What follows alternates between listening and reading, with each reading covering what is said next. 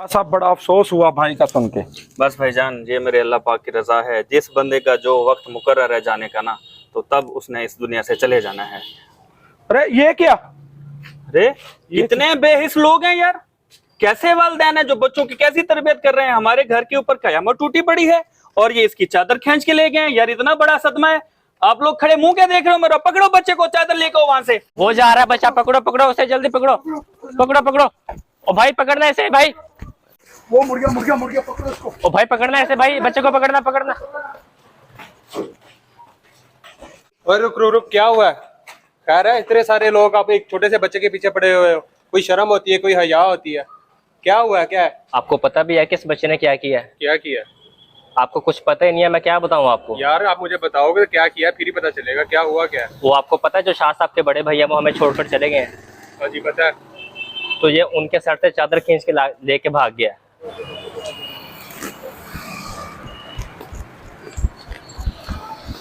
इधर आओ इधर आओ इधर आओ, ये बच्चा इधर है, इधर छुपा हुआ है। कितनी गलत बात है।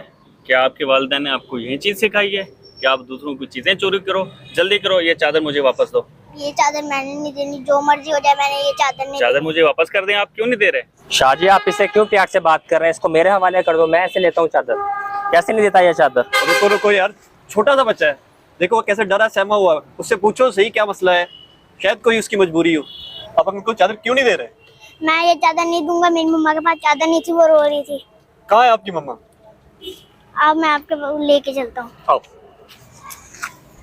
मेरी बहन क्या हुआ है आपको? इस हालत में यहाँ क्यों बैठी हुई है? भाई मैं बेवा हूँ, मेरे 4 बच्चे हैं। मेरे बच्चे 2 दिन से भूखे हैं।